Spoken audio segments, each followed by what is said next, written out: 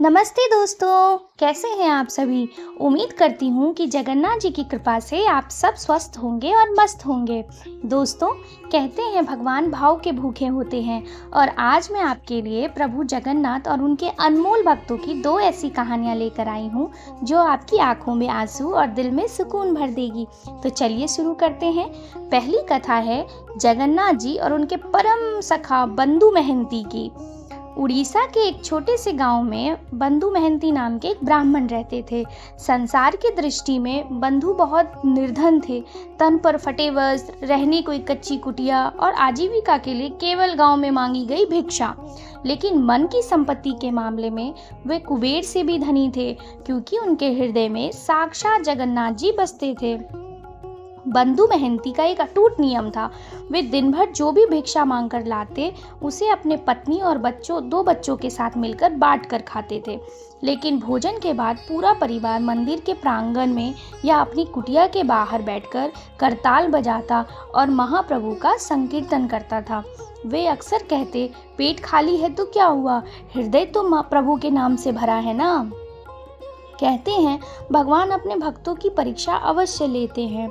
गांव में एक बार अकाल पड़ा। बंधु महंती सुबह से शाम तक द्वार द्वार जाते, पर किसी के पास देने को अन्न का एक दाना भी न था। एक दिन बीता, 2 दिन बीते, देखते देखते 7 दिन बीत गए। घर में पानी के अलावा कुछ नहीं था। छोटे छोटे बच्चे भूख से बिलखने लगे। पत्नी की आंखों के आंसू सूख चुके थे। 7वें दिन की शाम जब बंधु ने कीर्तन के लिए करताल उठाई तो उनकी पत्नी ने कांपते हाथों से उन्हें रोक दिया। वह बोली, स्वामी, अब बस कीजिए। इन बच्चों के सूखे कंठ से अब सुर नहीं निकलेंगे। पेट में अन्न होगा तभी तो नाम जप होगा। क्या आपके जगन्नाथ को हमारी पुकार सुनाई नहीं देती। बंधु महंती का हृदय कांप उठा। उन्हें अपनी भूख का दुख नहीं था, पर संकीर्तन रुकने का भय था। उसी रात बंधु महंती के मन में एक विचार आया। उन्होंने अपनी पत्नी को उठाया और कहा, प्रिय, तुम चिंता मत करो। मैंने तुम्हें आज तक नहीं बताया था, पर पुरी के नीलांचल धाम में मेरा एक बहुत ही धनवान मित्र रहता है। उसका नाम दीनबंधु है। वह इतना दयालु है कि जो भी उसके द्वार पे जाता है वो उसे कभी खाली हाथ नहीं भेजता। तो चलो हम उनके पास चलते हैं। भोजन की आस में पूरा परिवार आधी रात को पुरी की ओर निकल पड़ा। 5 दिनों की कठिन यात्रा, नंगे पैर और खाली पेट। जैसे ही पुरी की सीमा पर मंदिर का नील चक्र और लहराती हुई पतित पावन ध्वजा दिखाई दी, बंधु महंती भावुक होकर भूमि पर गिर पड़े। उन्होंने मन ही मन प्रार्थना की, प्रभु, मैंने इन सबको झूठ बोला है कि आप मेरे मित्र हैं। मैं तो आपके चरणों की धूल भी नहीं हूँ, पर इनकी लाज रख लेना। मंदिर पहुंचते पहुंचते रात हो गई। मंदिर के पट बंद हो चुके थे। बंधु का परिवार मंदिर के दक्षिण द्वार के पास एक कोने में थक कर बैठ गया। पत्नी ने पूछा, कहाँ है आपका वो अमीर मित्र, क्या वो हमसे मिलने नहीं आएगा। बंधु ने कहा, वो बहुत व्यस्त है देवी, लाखों लोग उससे मिलने आते हैं। तुम सो जाओ, वो सुबह जरूर प्रबंध करेगा। आधी रात का समय था। सन्नाटा पसरा हुआ था। तभी अचानक अंधकार में एक दिव्य प्रकाश फैला। एक सांवले रंग का सुंदर ब्राह्मण, जिसके कंधे पर एक विशाल स्वर्ण थाल था, बंधु के पास आकर खड़ा हो गया।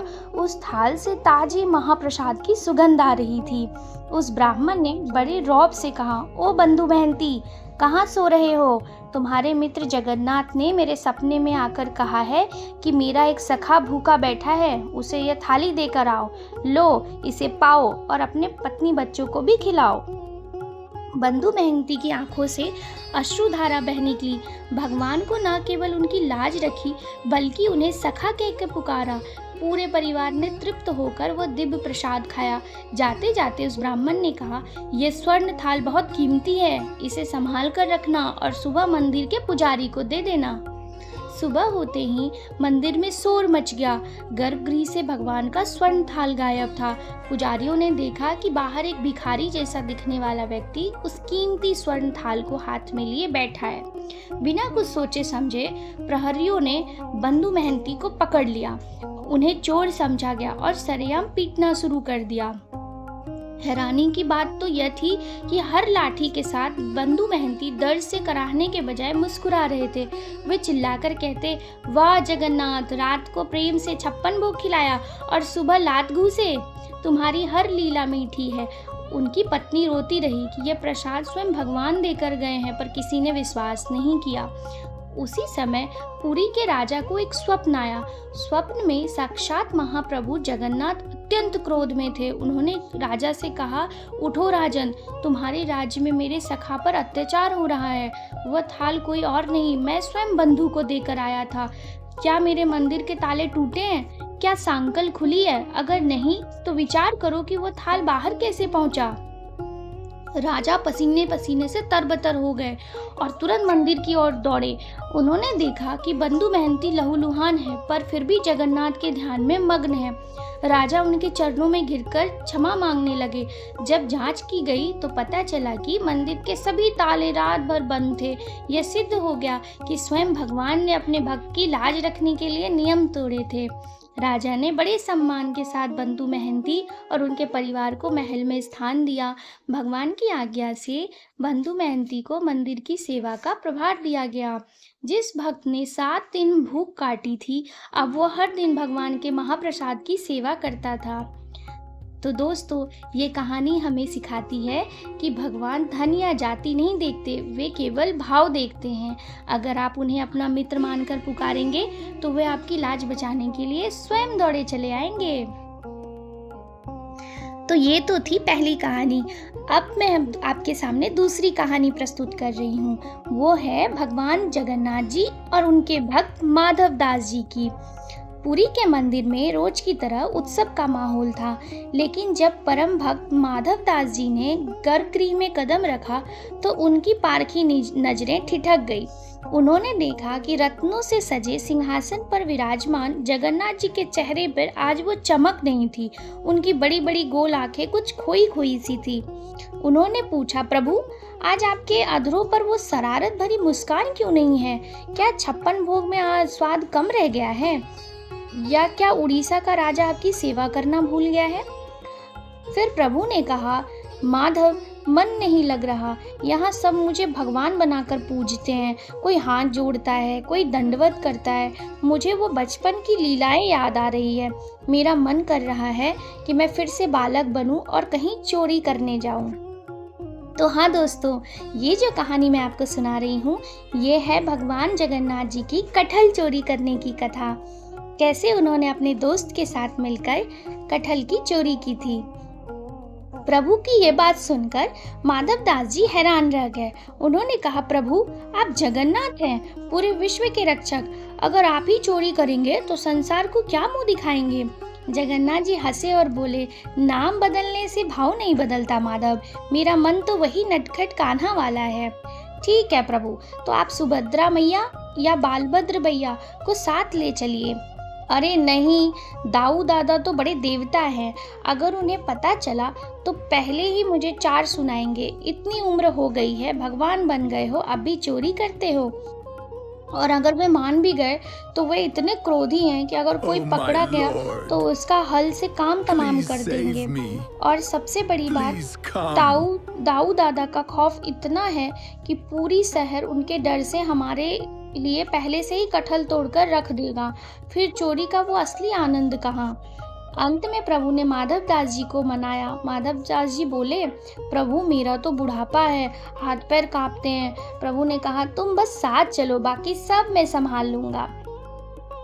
जगन्नाथ जी ने चोरी के लिए राजा के शाही बगीचे के कटहल को चुना। उन्होंने माधव दास जी को 4 चोरों के गुप्त नियम सिखाए। पहला नियम, फुर्ती रखनी है पर आहट नहीं होनी चाहिए। दूसरा नियम, आंखें और कान खुले रखना, पलकें नहीं झपकनी। माधव सिंह जी द्वार से नहीं, दक्षिण द्वार से निकलेंगे, वहां भक्तों की भीड़ कम होती है। जगन्नाथ जी ने एक छोटे बालक का रूप धरा। उन्होंने अपनी धोती कस ली और माधव दास जी के कंधों पर सवार हो गए। दो चोर अंधेरी रात में राजा के बगीचे की ओर चल पड़े। राजा का विशाल बगीचा, जहाँ ऊंचे पेड़ों पर बड़े बड़े कटहल लटके हैं। बगीचे में पहुंचते ही सन्नाटा छा गया। माधव दास जी का दिल जोर से धड़क रहा था। वे चिल्लाते हुए बोले, प्रभु, कौन से पेड़ पर चढ़ूं, ये बाएं वाला या दाएं वाला? जगन्नाथ जी फुसफुसाते हुए बोले, अरे मूर्ख, धीरे बोल, माली जाग जाएगा। तभी झाड़ियों में सरसराहट हुई। बगीचे का माली लाठी लेकर उठा। जगन्नाथ जी तो साक्षात अंतर्यामी है। वे तो तुरंत एक झाड़ी के पीछे छिप गए। माली चारों ओर घूमकर चला गया। अब माधव दास जी पेड़ पर चढ़े। पेड़ के ऊपर से माधव दास जी ने फिर से जोर से पूछा, प्रभु, ये वाला कटहल तोड़ूं? क्या आप नीचे लपकने के लिए तैयार हैं? इतने में माली सच में जाग गया और चिल्लाया, कौन है वहाँ? जगन्नाथ जी ने देखा कि अब पकड़े जाने का समय आ गया है। वे तो लीलाधर हैं। उन्होंने एक पल में वहां से दौड़ लगाई और सीधे मंदिर में जाकर अपनी जगह बैठ गए। सुबह की पहली किरण माधव दास जी पेड़ से बंधे हुए मिले। बेचारे में माधव दास जी ने पहले ही ऊपर से कटहल नीचे फेंका। नीचे प्रभु नहीं बल्कि माली खड़ा था। माली ने उन्हें पकड़ा, खूब खड़ी खोटी सुनाई और एक पेड़ से कसकर बांध दिया। सुबह जब पुरी के राजा बगीचे में टहलने आए तो उन्होंने देखा कि उसके पूज्य गुरु माधव दास जी वहां बंधे हैं। गुरुदेव, ये क्या अनर्थ है? आपने मुझसे एक बार कहा होता, मैं स्वर्ण की थाली में कटहल भिजवा देता। आपको चोरी करने की क्या आवश्यकता थी? माधव दास जी की आंखों में आंसू थे। राजन, मैं चोर नहीं हूँ। असली चोर तो तुम्हारा वो कालिया है। उसने मुझे बहलाया, यहाँ लेकर आया, पेड़ पर चढ़ाया और जब माली आया तो खुद भागकर मंदिर में छिप गया। राजा समझ गए कि ये साक्षात भगवान की लीला है। उन्होंने भावुक होकर उसी समय घोषणा की, आज से ये पूरा बगीचा मेरा नहीं, प्रभु जगन्नाथ जी का है। जब माधव दास जी स्नान करके मंदिर पहुंचे तो देखा कि जगन्नाथ जी मंद मंद मुस्कुरा रहे हैं। माधव दास जी ने कहा, प्रभु, आप तो बड़े निष्ठुर निकले, मुझे वहां पिटने के लिए अकेला छोड़ आए। माधव, बुरा मत मानो, उस चोरी का फल तो देखो। पहले राजा सिर्फ एक कटहल भेजता था, अब पूरा बगीचा ही मेरा हो गया। अब हम रोज निडर होकर कटहल खाएंगे। अंत में माधव दास जी प्रभु की इस बाल लीला पर निहाल हो गए। तो दोस्तों, ये कहानी हमें ये सिखाती है कि भगवान को ऐश्वर्य से ज़्यादा अपने भक्त के साथ की गई शरारतें और प्रेम प्रिय है। तो अब आप मुझे बताइए, आपको इन दोनों कथा में से कौन सी कथा सबसे अच्छी लगी? और जो भी कथा आपको अच्छी लगी हो उसे कमेंट सेक्शन में मेंशन कर दीजिएगा। और अगर मेरा चैनल आप सब्सक्राइब करेंगे तो ऐसे ही अच्छी अच्छी कहानियाँ आपको सुनने को मिलेगी। तो मिलते हैं अगले वीडियो में नई कहानी के साथ। तब तक के लिए जय जगन्नाथ।